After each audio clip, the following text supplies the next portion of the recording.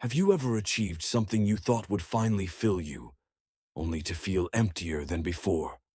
Have you ever caught yourself wanting not just to succeed, but to be seen succeeding?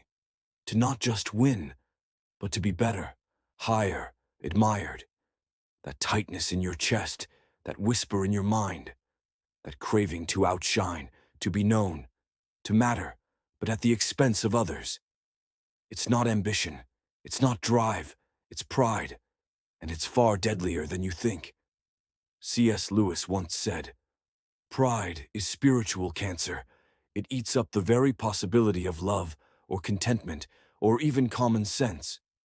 And in The Weight of Glory and Mere Christianity, he exposes pride for what it really is: spiritual narcissism, not just a flaw, not just a bad habit, but the ultimate enemy of our souls. In this video, we will uncover signs that pride has infected your spirit and how to recognize, fight, and heal it before it consumes you. Because if you've ever felt like no success is enough, no applause loud enough, maybe it's not success you're hungry for, maybe it's glory, but the wrong kind. Let's begin. Pride competes even in silence. You don't have to say a word, you don't have to boast, you don't even have to try. Still, pride shows up, subtle, silent, but sharp. You walk into a room, and without even realizing it, your mind begins to scan. Who seems successful?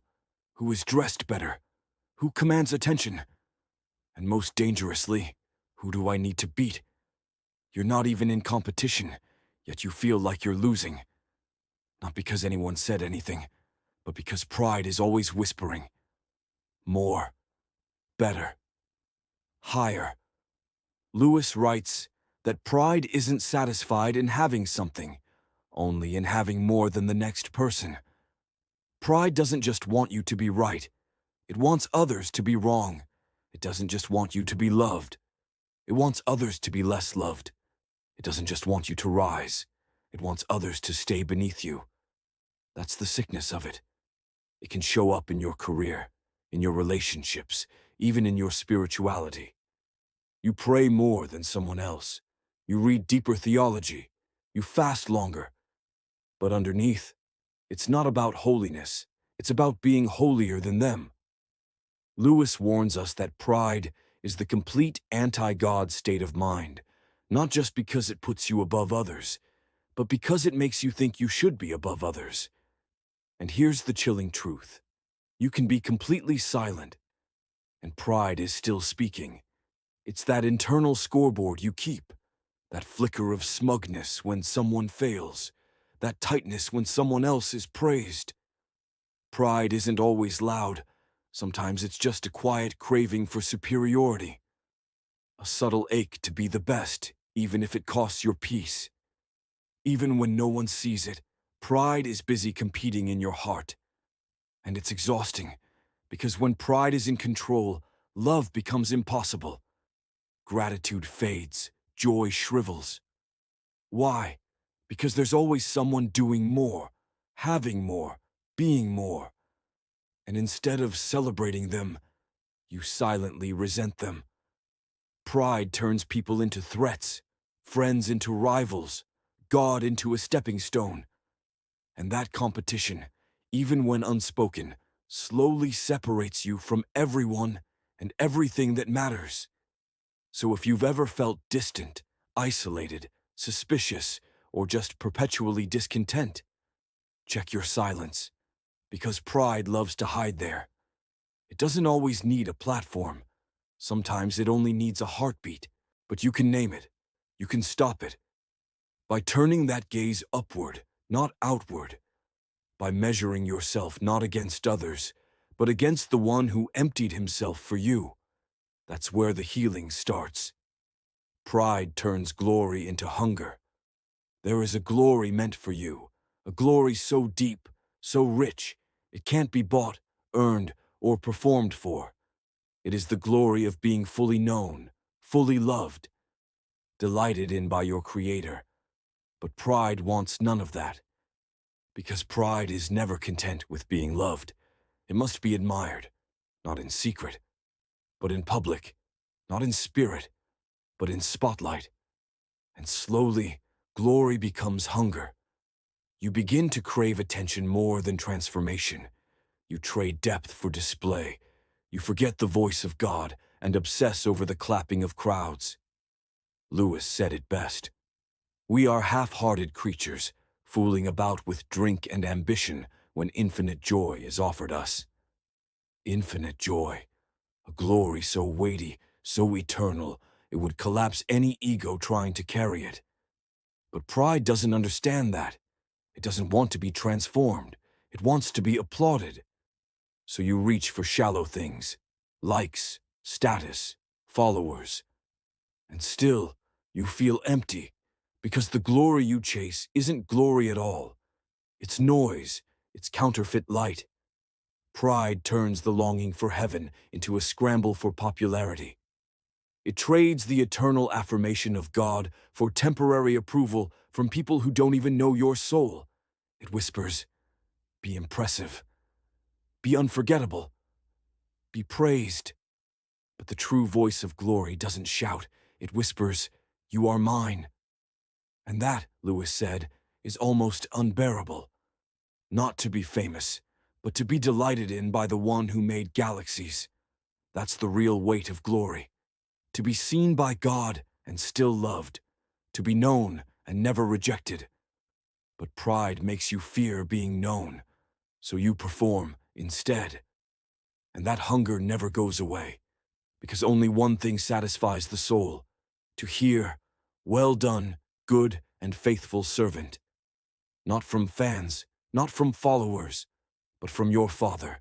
So if glory has become hunger, if success never feels like enough, if applause fades too fast, it might be time to stop performing and start returning to the source, to the voice, to the only glory that feeds and frees. Pride blinds you to reality. Pride doesn't just inflate you, it isolates you. You stop seeing the world clearly. You stop hearing others fully. You build a kingdom of mirrors where only your reflection matters. Lewis wrote, a proud man is always looking down on things and people, and of course, as long as you are looking down, you cannot see something that is above you.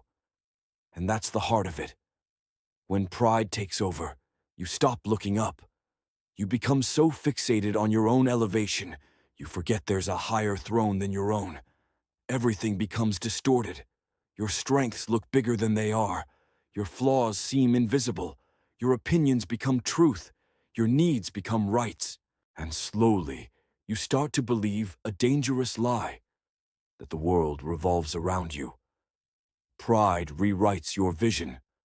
Where once there was humility, there's now entitlement. Where once there was gratitude, there's now resentment.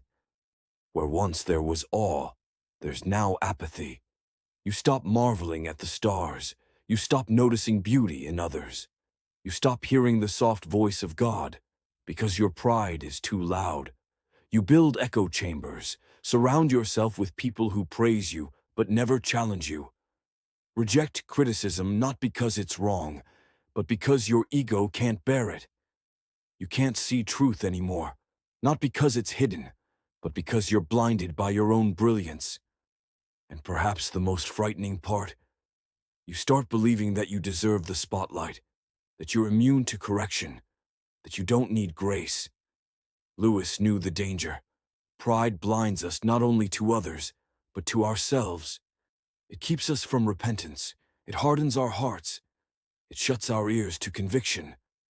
You don't just lose sight of God, you lose sight of yourself. You stop asking, what needs to change in me? And start asking, why aren't others more like me? That blindness is slow, subtle, and suffocating. It turns friends into flatterers, mentors into mirrors, and God into a concept instead of a king. So if you felt numb to wonder, deaf to wisdom, stubborn in the face of truth, check your eyes, because pride fogs the soul, and only humility can clear the lens. Pride is spiritual narcissism. Pride isn't just arrogance. It isn't just thinking too highly of yourself. Pride is self-worship. It is, at its darkest core, spiritual narcissism. It's when you stop seeing God as the center of reality and begin to believe that you are, not out loud, not consciously, but in your actions, in your motivations, in the quiet corners of your heart. Lewis called it the complete anti-God state of mind. Because pride doesn't merely ignore God, it tries to replace Him.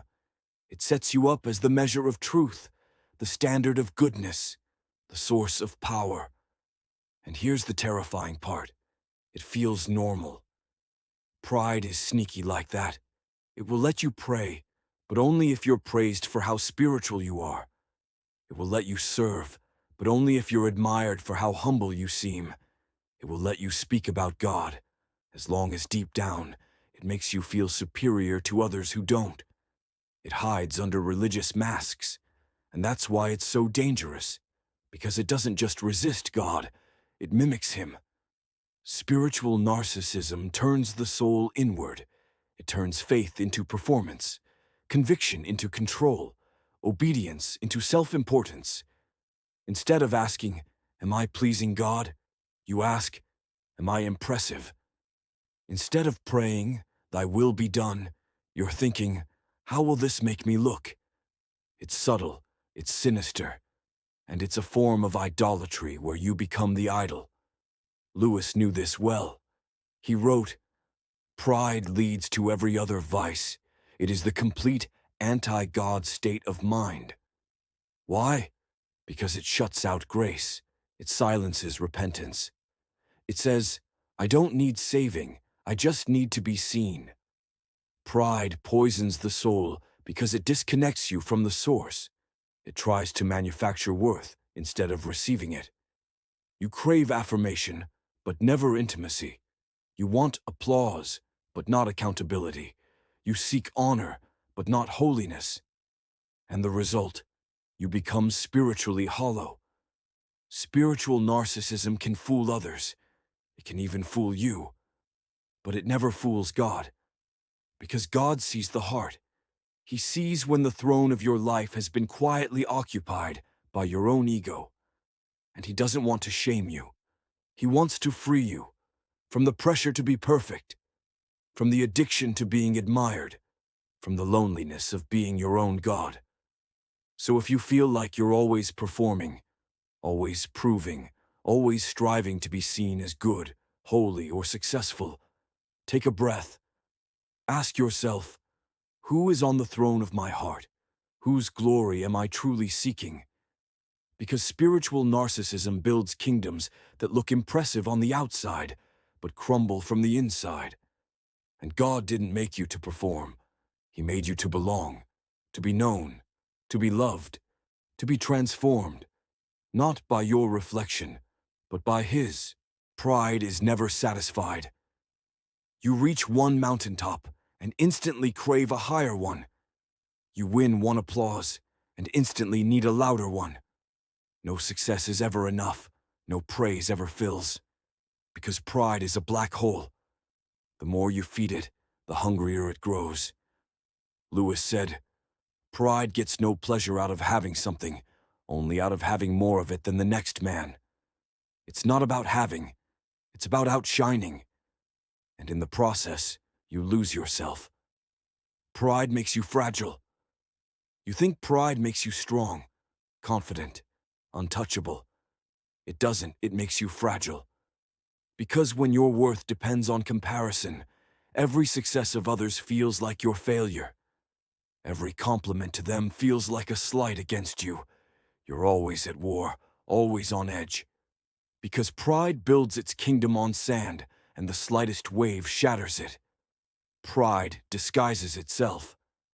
As virtue, pride wears many masks.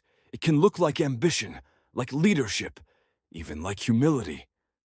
It can kneel while secretly demanding applause. It can serve while secretly expecting a crown. Lewis warned us, the devil is most effective when pride hides under religious skin. You think you're being good. Really, you're feeding your ego. And the scariest part, you can't see it without grace.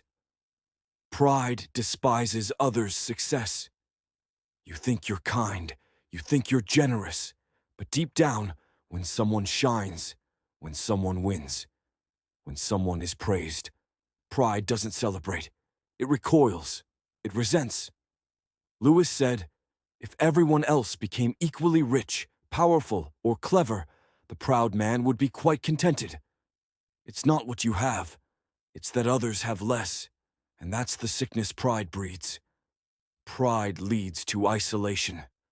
Pride isolates. It cuts you off from true friendship, from real connection. Because love requires equality, and pride demands superiority. You can't be with people when you're always above them. Pride locks you in a tower of your own making, and slowly, silently, you rot. Lewis reminds us, hell begins with isolation, and pride paves the road. Pride poisons. Worship, even in your prayers, even in your worship, pride can seep in. You start treating God like a stepping stone to your own greatness. You seek blessings, not surrender. You crave favor, not transformation. Pride turns worship from "Thy will be done" into "My will be endorsed." And it's deadly, because the only true worship is in falling on your knees, not to be seen, but to be undone. Pride hates to admit need. Pride whispers, "You're fine. You're strong. You don't need help." It mocks vulnerability. It despises repentance. It fears dependence. Lewis wrote, "As long as you are proud, you cannot know God. A proud man is always looking down on things. You cannot receive grace while standing tall in your own strength. You must kneel. You must admit need. You must surrender. Or pride will destroy you from the inside out." Pride fears being unknown. Pride doesn't just want to succeed, it wants to be seen succeeding. It's terrified of living a small, hidden, unnoticed life. But the truth, most of heaven's heroes are unknown on earth. Lewis wrote, "To be loved by God, not merely pitied, but delighted in as an artist delights in his work or a father in a son. It seems impossible, a weight or burden of glory. The only eyes that matter are his, not theirs. And when you live for his well done, earthly applause fades into nothingness. Pride forgets the real glory. At the heart of all pride is forgetfulness, forgetfulness of who you are, of who God is. Real glory is not winning, not shining, not dominating. It's being known, loved, cherished by the one who called you by name." Lewis called it the weight of glory, not the burden of fame, but the overwhelming gift of being truly seen, truly loved, forever. Pride screams, "Look at me." Glory whispers, "You are mine." And that whisper is enough to shatter the chains of pride forever. If this stirred something inside you, it wasn't just information, it was a mirror. Because the fight against pride isn't a one-time battle. It's a daily surrender. You weren't made to live weighed down by false glory. You were made to rise in real love. So let pride fall. Let false crowns burn. And walk, humbled and free, into the only glory that matters, the glory of being his. If this message shook something inside you, like this video, share it with someone fighting the same hidden battle, and subscribe, because you're not alone in this fight anymore. Welcome to the journey. Welcome to the real glory. Let's rise together.